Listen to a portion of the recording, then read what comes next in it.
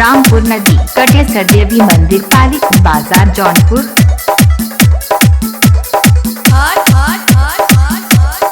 Mobile number 8849835182।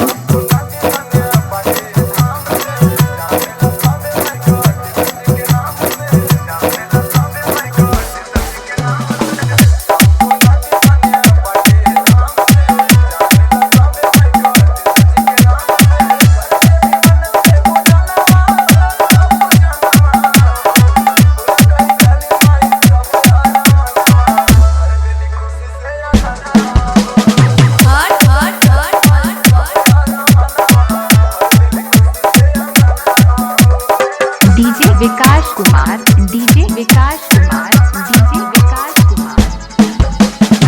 Rampur नदी कटेसर देवी मंदिर पालिक बाजार जौनपुर।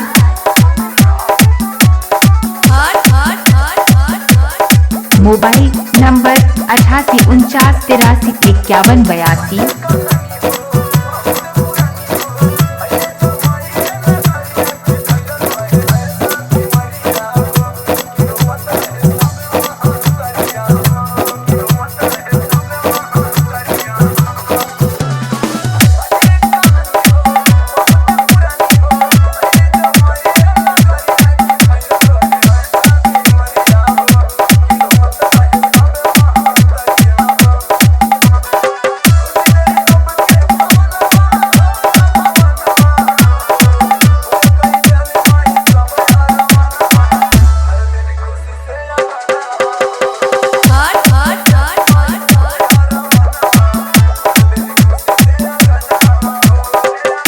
विकास कुमार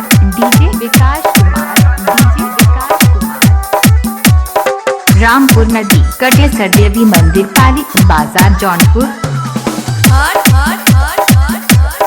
मोबाइल नंबर 8849835182।